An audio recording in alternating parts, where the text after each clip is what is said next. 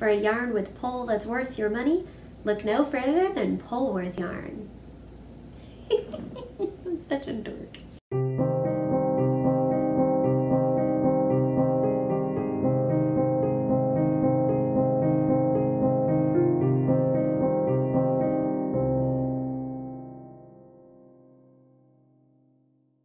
Hey there, Fiber Junkies! Welcome back to the Color Cauldron. I'm Johanna, the owner and dyer behind Potion Yarns and host of this podcast. Click that first link in the description box below and it will take you to my online shop, www.potionyarns.com, and there you will find all my hand-dyed yarns and fiber that I currently have available for sale, and you'll find a calendar of events that lets you know about upcoming shows and workshops, classes, other things that I'm doing in the area. So hopefully I will be coming to your area soon. If I'm not, then maybe send me a message or put a little bug in my ear or tell your local yarn store that you really want to have a trunk show with Potion Yarns, and we'll see if I can get there. Today we are going to continue with our wool series, so if this is your first time, welcome, welcome, and we are in the middle of a wool series. What that means is every week we take a different sheep breed and we are looking at the different characteristics of their fleece, what that means for us when it comes to yarn, so how to use that in our knitting, crocheting, and a little bit of spinning, and what makes each one unique, special, what kind of projects they're good for, a little bit of history about where they all came from. The reason that we do this is because just like with fine wines, it really helps to understand the different characteristics of a Cabernet as opposed to a Malbec, as opposed to a Pinot Noir, as opposed to a Chardonnay. The more information you have about the unique properties of each different type of grape and each type of wine really helps you to appreciate it more, and you can use it to pair with different foods and get more appreciation. Same kind of a thing with wool. When we understand the different characteristics, we're able to appreciate them more and use them for the right kinds of projects so that we really show off their characteristics. It would be a really, really boring world if every type of wool was merino and every type of wine was Chardonnay. Now, I love a good Chardonnay just like I love a good merino, but it's not right for every single project all the time, and how boring to only use the same yarn all the time. Can you imagine if you were only allowed to knit with red yarn that was 100% wool for the rest of your life and you never got to try any of the great blends or any of the other type of fibers out there, even man-made fibers like nylon? That would be so boring and so not right for all your projects. So hopefully this will help you to appreciate things a little bit more. But before we do that, we have something exciting to do today. We are going to do another giveaway. Yay! I'm so excited! I love doing giveaways, and I wasn't planning to do very many. We just did one about a month ago, and that was really fun and awesome, but I wasn't planning to do another one for a while. However, another podcaster reached out to me recently and said that she would like to donate some prizes to our podcast so that we could do another giveaway, and I am so grateful to her. So we are going to do one featured around this incredible bag. Isn't this absolutely beautiful, you guys? This comes from Georgianne at the Stitching Plaza. She has a podcast on YouTube as well, so I will put a link in the description box below to her podcast so you can check it out and subscribe to her, get to see what's going on over in her world. She makes these absolutely gorgeous and incredible, well-made quality project bags, and I am very excited about this. When I got these in the mail, she'd sent me a photo of the fabric she was using, and I was like, yeah, that's really cute. And then I got it in person and was like, oh my God, it's perfection. It's so good. So I can't wait to share one of these with you. This one is mine. I've already been using it a lot, knitting in it. It has one of my projects in it right now, and I am absolutely loving it so much you will not be able to pry this from my little hands.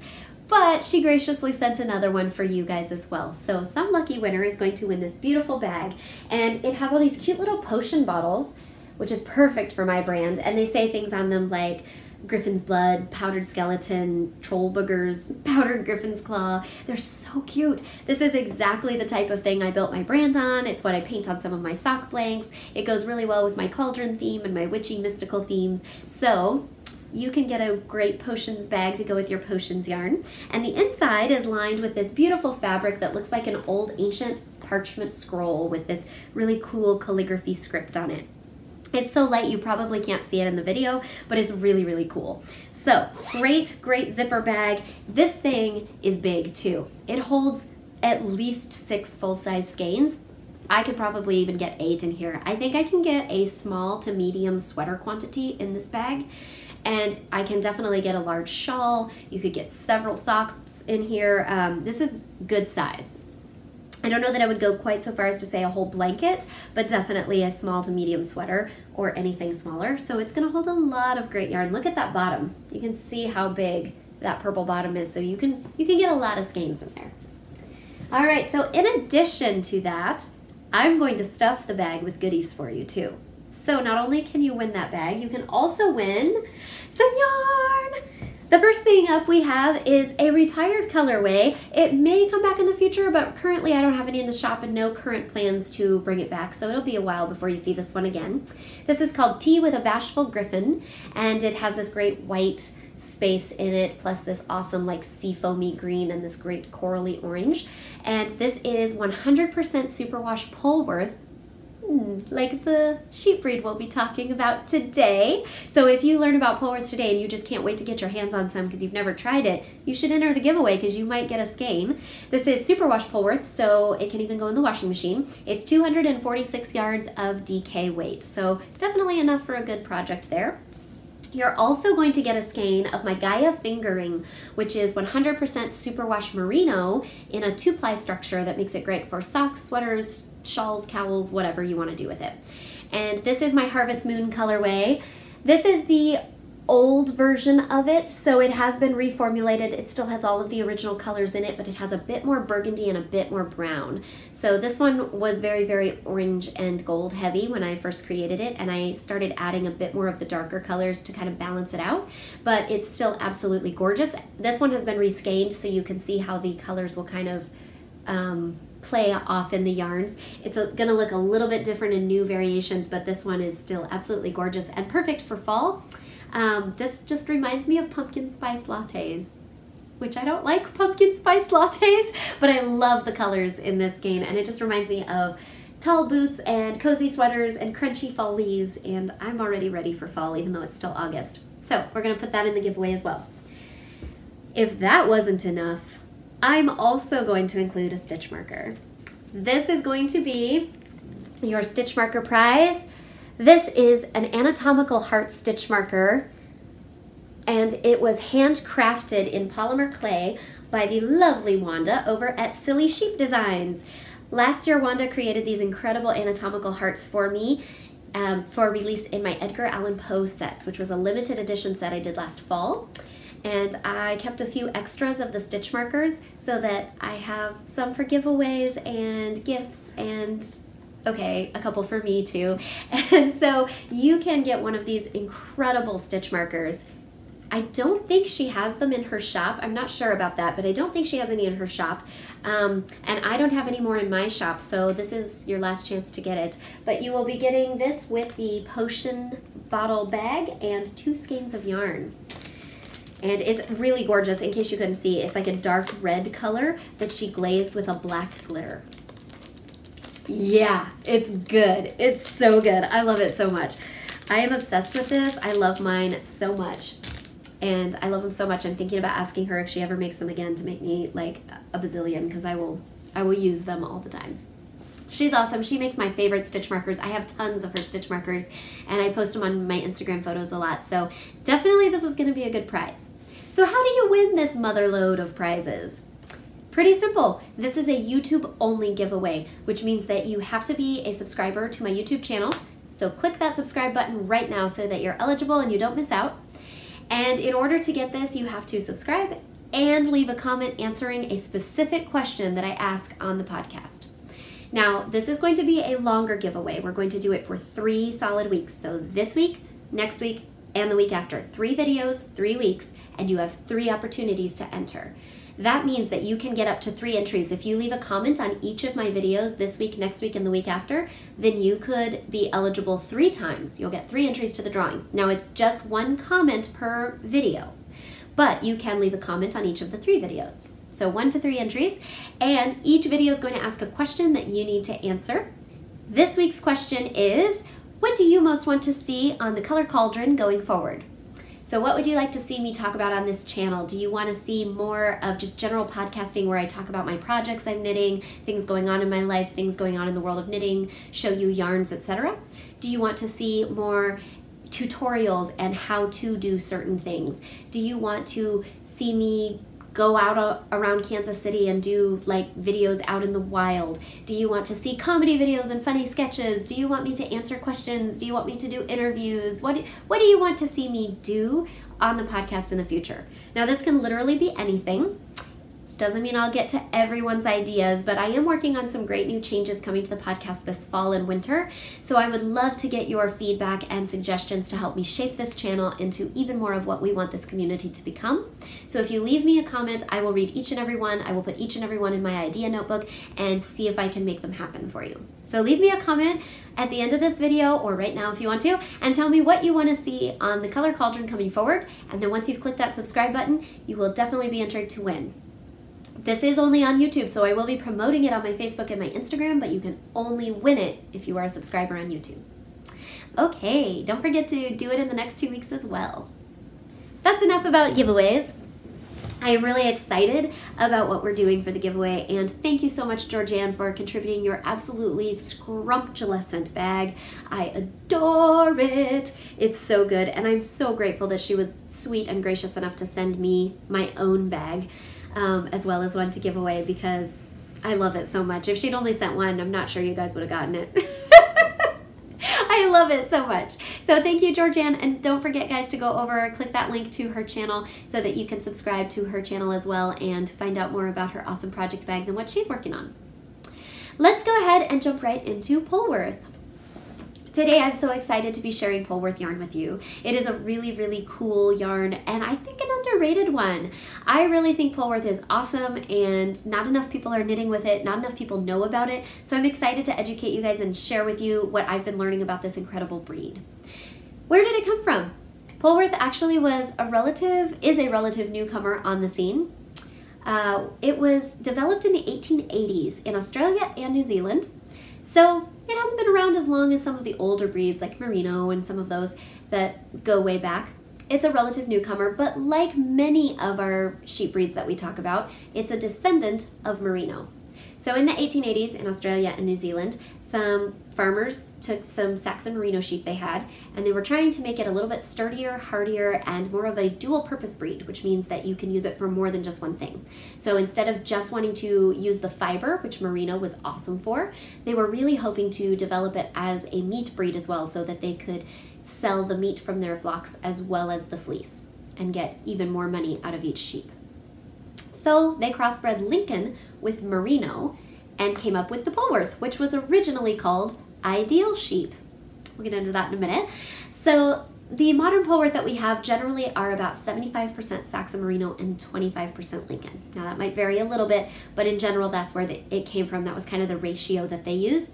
And it really created the best of both worlds. You got all of that next to the skin softness with Merino, that really luxury fine wool quality, but the Lincoln gave it more of a sturdier, kind of harder wearing bounce to the fleece, and the properties of Lincoln sheep make it a less finicky sheep than a traditional Merino. So traditional Merino are what I like to think of as finicky. They're a little bit more, you have to take a bit more care with them. They require a little bit more gentle handling when you're raising them, and they can only be raised in certain parts of the world because they are very, very sensitive to climates. And so too wet of a climate is going to be bad for the fleece and bad for the sheep. They won't be able to thrive there. Their fleece will be of poor quality. Whereas with Polwarth, because of that Lincoln that's a much sturdier, hard-wearing breed blended in, they have a bit more ability to thrive in wetter conditions, in climates that are a bit more harsh and have more fluctuation to them, and they don't require as much gentle handling, and they produce a bit sturdier of a fleece that has fewer breaks within the fleece. The other great thing about Lincoln that really contributes well to the Polwarth is that it gives it a longer staple length, which makes it really great for spinning, and you don't have the breaks as often. The Merino has a relatively short staple length comparatively to other breeds, and so the Lincoln just really helps make up for that. The Polwarth staple length is about 2.5 to 4 inches long, usually, and their crimp is very fine, high, and even, much like a Merino, so you get kind of the best of both worlds there. Now, unlike Merino, Polwarth does have a pretty low luster, which means that when you dye it, it doesn't tend to have a lot of shine to the yarn, like silk has really, really high luster, so it's very shiny. Polwarth tends to be a little bit more of a low luster, but it has this really unique kind of pearlescent type of sheen to it in certain lights, and it takes the dye really well, just very, very differently. So if you have a skein of Polwarth yarn and a skein of merino and you can compare them and see how the dye takes differently, you'll be able to notice that it's a bit more opaque and less shiny of color on the Polwarth, whereas the merino has a bit more luster to it. It's got a bit more vivid color. Still means Polwarth takes dye incredibly well, it just has a different finish to it. And that's really what's great about knowing about these different sheep breeds, is we don't want to knit with the same thing all the time because that's boring. We want to be able to switch it up and try different things, have greater variety when we're knitting or crocheting, crafting, spinning, whatever we're doing. So that's why I like to just know about different breeds and try them out and just kind of compare. Some of you will probably love Polwarth, some of you probably won't, but at least try it out and compare. Okay, so the other thing about Polwarth that is specific to it is it has a really high range in the micron count. When I was doing research online and in books, I found that everybody gave me a different answer as to what range the micron count was for Polwarth yarn. I'm not sure why that is, but it seems like they range on average. I kind of did an average of all the different answers I found. I'm finding that the majority of Polwarth ranges on average from 17 to 27 microns, which is a much wider window than I normally give you for micron counts. That's just because there's so much all over the place information out there. I'm finding that most of the Polwarth I've worked with tends to fall in right in the middle of that range. It's not quite as soft as merino, but it's definitely not up in the sturdier, harder wearing wools at the 27 micron count end. But it really just kind of depends on what type of what type of Polwarth and where you get it from, how it's processed, etc. So I'm finding that the micron count really can range. It probably has to do with like what strain of Polwarth, you know, just like we have different strains of merino, there are different strains of Polwarth and things too. And maybe just, you know, the conditions the sheep were raised in, the weather, the diet, etc. All of those things can contribute to the fleece that the sheep is growing. So it really just kind of depends. But it's still pretty soft. You can still definitely get next to the skin wear out of it. It's definitely not going to be like a really thick, scratchy wool like a lot of those sturdier wools that we're going to talk about later. So definitely give it a try. I think you'll like it. So for spinners, how do you spin Polwarth? Really, again, like with everything, it's kind of up to you to just experiment and try. So there's no one right answer, but I haven't really spun Polwarth before because I'm a very new spinner and I've only worked with a drop spindle. So I had to go online and talk to people who have actually spun with Polwarth and see what they liked. And the majority of what I'm hearing is that it tends to do best when spun worsted as opposed to woolen. And it really shines its best in a multiple ply structure, 2, 3, 4 plies, etc. I'm not sure why that is exactly, but I'd be really interested to hear what you spinners think if you've ever spun with Polwarth. So leave me a comment and let me know. Have you worked with Polwarth as a spinning fiber? And if so, how did you spin it? And did you find that it worked really well with a multiple ply structure? Have you tried it single ply? Was it good, bad, why not, etc.? I would love to learn and increase my knowledge as well. And I'm sure other people would love to read your comments too, so leave me a comment if you have experience. So one thing that I found really, really interesting about Polwarth that's a little different from the other sheep is that it has a lot less lanolin content than most other sheep breeds. It's called it's called a really low grease.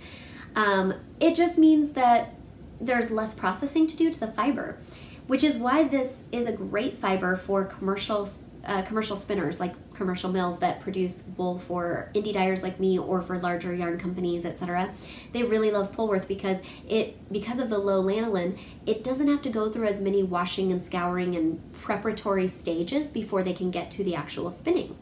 That's really, really awesome if you're a hand spinner too, because that means if you get a Polwarth fleece at your fiber festival, you're gonna have a lot less of, you're still gonna have to do some, but you're gonna have a lot fewer steps and a lot less work that you have to do to prep it for dyeing and spinning, as opposed to some of the higher lanolin content wools like merino. So anyways, that's about all I have to tell you about Polwarth.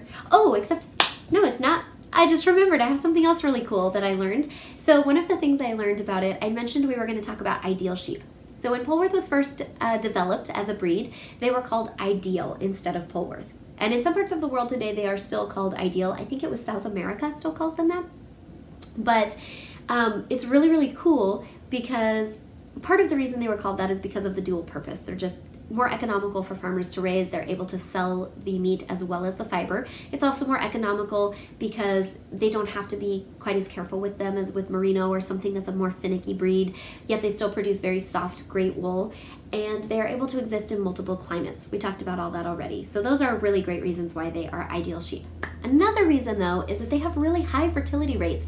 They tend to produce more lambs per season than other sheep breeds, and Polwarth has one of the highest rates of twin lamb percentages than other breeds. So more Polwarth sheep have twins than other types of sheep breeds, which obviously as a farmer that's a really great thing because you're breeding your sheep and you're getting twice the amount of lambs, right, as from another sheep breed, which means twice the amount of money for the fleece, twice the amount of meat, so more money there. It's just a really great, awesome ability that these sheep have to reproduce more for their farmers. So that's kind of why they got the name ideal sheep. And really, they're pretty ideal. They've got kind of the best of all characteristics when it comes to bounce and hardiness, but also softness and durability. They're just really great. So definitely try out some Polwarth. If you are interested in looking for Polwarth blends, my very favorite blends I've found so far are Polwarth with a little bit of nylon for a really great sock yarn. I also really love, probably my very favorite blend is Polwarth with silk. I have some organic Polwarth and silk fiber for spinners in my shop right now, and I'm hoping to get a little bit more in the future, we'll see. But that's one of my very favorites, not just as a spinning fiber, but as a yarn as well. The silk gives it more of that high luster that is missing from the Polwarth yarn, but also gives it that really great luxury feel and drapiness. But there's a lot of bounce and elasticity in the Polwarth that is missing in the silk. So they're really, really great partners. They play nicely together. So definitely look for those blends. Let me know if you have another blend. Like, I think it would be great to put some Polwarth with alpaca. I haven't seen it yet. Doesn't mean it isn't out there. I just haven't come across it, but I think that would be awesome. And let me know if you found any really awesome Polwarth blends, either in your own hand spinning yarn or in commercial yarns that you found at the local yarn store. Let me know what you think. I hope you guys get a chance to try some Polwarth soon. Don't forget to click subscribe and leave me a comment telling me what you most want to see on the Color Cauldron coming up in the future. That way you'll be entered to win my giveaway. And don't forget, as long as you're subscribed and you have that notifications bell turned on, you will get notifications at the next 2 videos as soon as they come out, so you can watch them, answer the question, and be entered again in the giveaway. And in 3 weeks' time, we will be closing the giveaway and I'll be announcing the winner after that. So it is now time to cast off. Love you.